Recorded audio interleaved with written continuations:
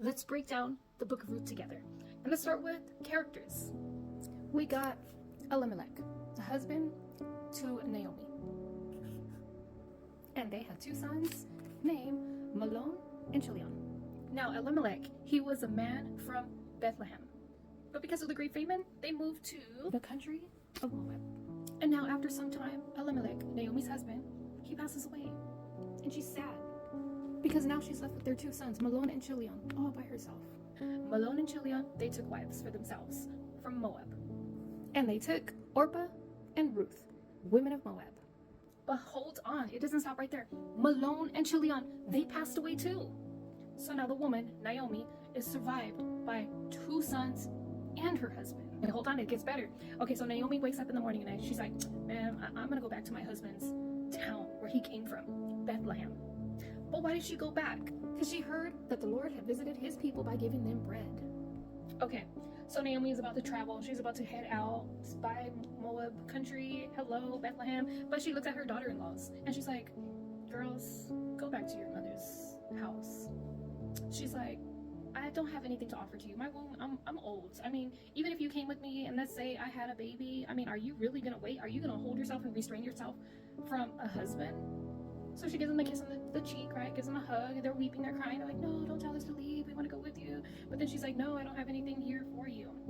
So she gives him a hug again. And Orpah, you know, she turns around and she makes her way. But Ruth, she clung onto Naomi. He's like, look, your sister, she's gone. Go catch up with her. Go with them. There's going to be better for you. You know, let the Lord deal with me how he pleases. But what does Ruth say? This is my favorite part.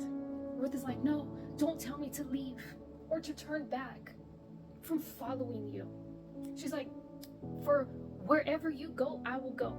And wherever you lodge, I will lodge. And your people shall be my people, and your God my God. And where you die, I will die. And there will I be buried. The Lord do so to me. And more also, if anything but death parts you and me. Wow. So they begin their journey. And now they're entering into this new country, Bethlehem. And now it's the end of barley season. Okay, so Elimelech had family out there. Ruth knew that she had to take care of her and Naomi. So Ruth's like, Naomi, can I please go and glean the fields? And Naomi's like, go, my daughter. So she's gleaning, she's working hard, you know, from morning to night, working one of the most hardest workers. And here comes Boaz checking everything out. The Lord is good. Yes, amen, he is. Right? And then he's like, what? Who is that? Servants of mine, come here. Who's that right there? Oh, she came with Naomi. And this is when he finds out, okay, this is that Ruth left her people to be with Naomi's people. And not only that, he's seen how hard that she worked from morning to night. She let all the reapers pick what they needed, and then whatever that fell on the ground, she would go after them and pick up and fill her basket.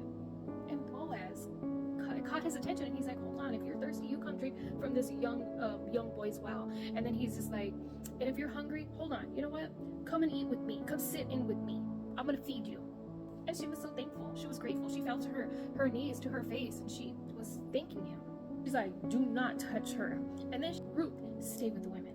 So after all that, she goes and runs back to her mother-in-law and tells her everything, and they're celebrating, and she's like, oh, the Lord is good, thank you, you know, thanking God for the favor, like, wow, he didn't forget about us. Okay, so there was like this gathering about was about to happen, and Naomi heard about it, and she tells Ruth, she's like, okay, I want you to anoint yourself, I want you to get clean, I want you to wear your best garment that you have, and when you see that the man, Boaz, is done drinking and eating, then I want you to go to him. She's like, once he lays down, this is when she uncovers his feet, and she lays by his feet. And Boaz wakes up, he's shooken, he's like, wow, who is that? And she's like, it's me, Ruth, your maidservant. Talk about a virtuous woman. So Boaz is like protecting her, you know, he's like, all right, you know, stay the night, I don't want anybody seeing you, that you were here.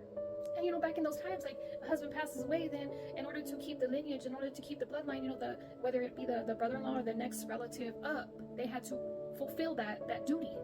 And well, if they didn't want to do that, then there was things that they had to do. And the part I like about this is she's worried, like, what's gonna go on? And he's just ensuring her, like, don't worry, I'm gonna take care of this. He's like, until this matter is concluded.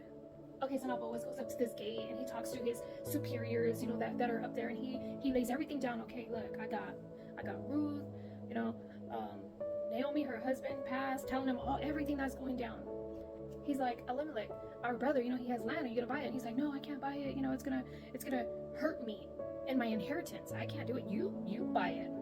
And Boaz is like, okay, well, if you're not gonna redeem it, then I guess I will. So next close relative, Boaz.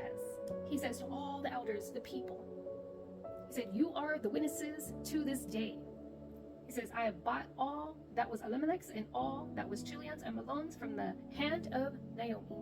He's like, moreover, Ruth of Moabites, widower of Mahlon. He's like, I have acquired her as my wife. And he's like, everyone who is here today, you are my witnesses. And I like the customs of those times in Israel. It was concerning redeeming and exchanging to confirm anything. One man took off his sandal and gave it to the other, and this was a confirmation in Israel. And they were blessed with a son.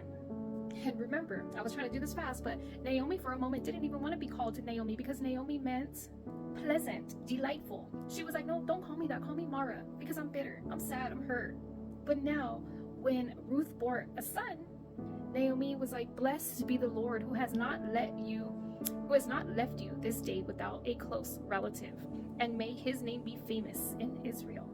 And she's like, and may he be to you a restorer of life and a nourisher of your old age, for your daughter-in-law who loves you, who is better to you than 7 sons, has borne him.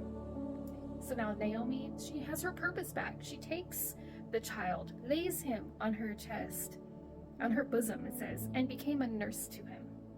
And they called him Obed. And that was the story of Ruth. It was amazing. Well, God bless you, and I hope you all enjoyed this.